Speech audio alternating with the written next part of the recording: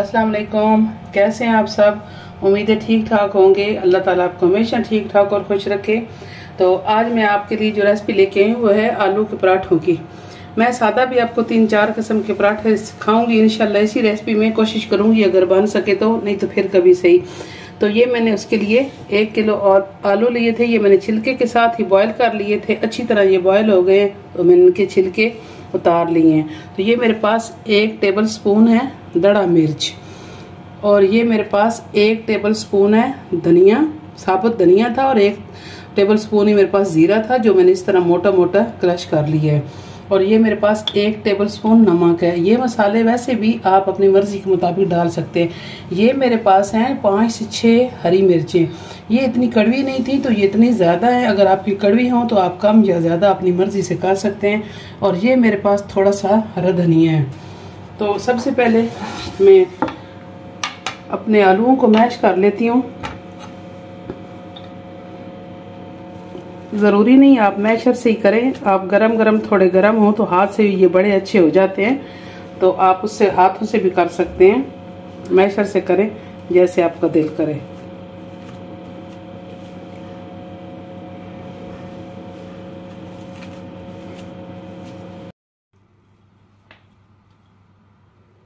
ये तमाम आप मसाले मिक्स कर लें। अच्छा, अगर पुदीने के भी थोड़े से पत्ते डाले जाएं तो वो भी बहुत अच्छे लगते हैं। और अगर सीजन में हरे प्याज हों तो आप उनका जो हरा पार्ट होता है वो भी इसमें शामिल करें तो बहुत ही अच्छे लगते हैं। मैं नहीं डाल रही, अभी सीजन में नहीं है तो मुझे कहीं से भी नहीं मिले। तो इनको मिक्स कर लेते हैं।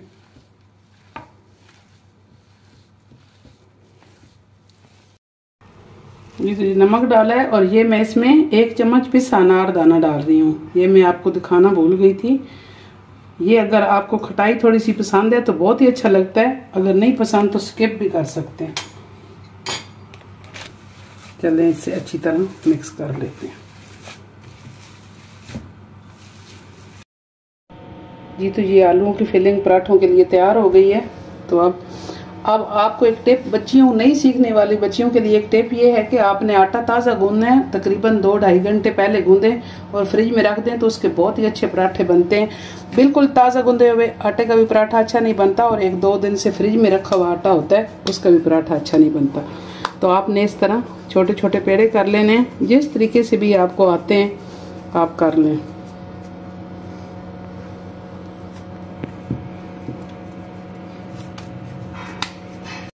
आपने ये पेड़े बना के भी इनको 1-2 मिनट के लिए ना स्टे देना है इनको, वरना पेड़ा बिल्कुल रबड़ की तरह फिर श्रिंक होता रहता है, इकट्ठा होता रहता है। थोड़ी देर इनको टाइम दें। तो फिर कोई भी आप पराठा बनाएं, आलू का बनाएं या सादा, तो थोड़ा सा पेड़े को टाइम देंगे तो वो आपका पराठा अच्छा बने।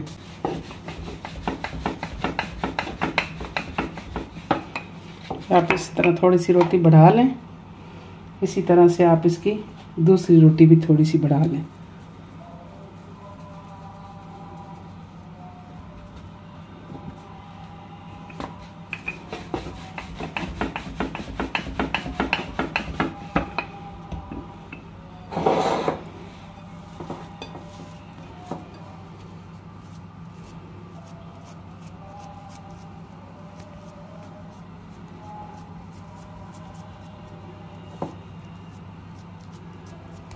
ये आप कम या ज़्यादा अपनी मर्ज़ी से लगा सकते हैं।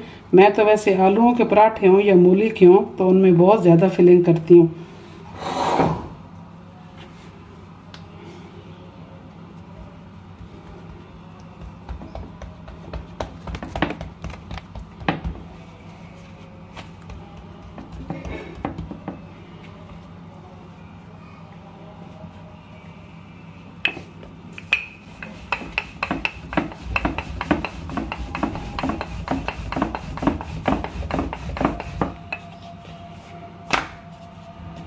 देखें तो आपने इसे इस तरह रोटी बेल के बढ़ा लेनी है।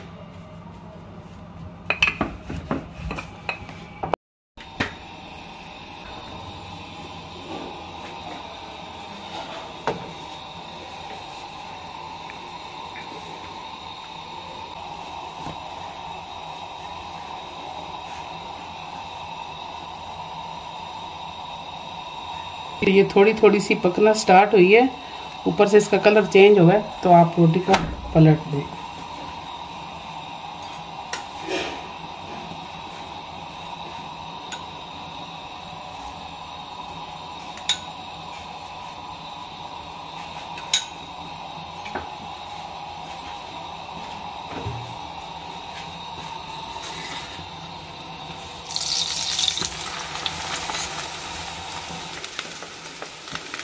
आपने इस चीज़ का भी ख्याल रखना है, बहुत ज़्यादा अगर तेज़ आपके चूल्हा है आंच है तो उससे भी आपका पराठा फ़ौरन जल जाएगा और अच्छा नहीं बनेगा। तो आपने लाइट काम ज़्यादा जो है अपने हिसाब से करते रहना है। ये प्रैक्टिकल से होता है, जो नई सीखने वाली बच्ची हैं, वरना तो बड़े लोगों को तो सबको पता है कि पराठा आपका फ़ौरन जल ना जाए। अच्छी तरह क्रिस्पी पराठा फिर बनता है जब उसकी दरमियानी आँच होती है चूल्हे की।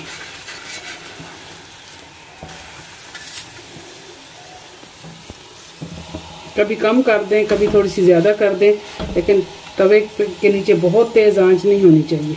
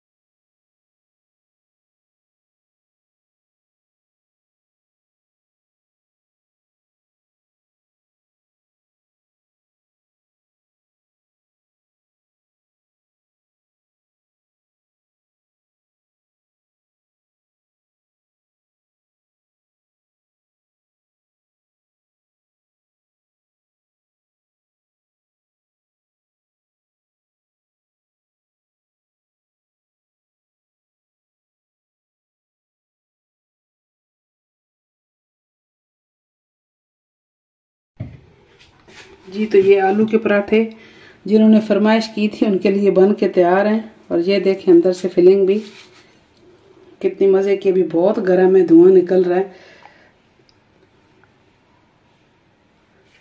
तो आपने ये बनाने हैं, ज़रूर ट्राई करने हैं। मुझे कमेंट बॉक्स में बताना है कि आपके ये पराठे कैसे बने हैं। मुझे अपनी दुआओं में याद रखना है, अपना बहुत सारा ख्याल रखना है। मेरे चैनल को, अगर मेरी वीडियो अच्छी लगे तो मेरे चैनल को सब्सक्राइब करें, मेरी वीडियो को लाइक करें, शेयर करें। इंशाल्लाह फिर मिलेंगे ज़िंदगी रही तो किसी अच्छी सी नई रेसिपी के साथ। अल्लाह हाफिज़।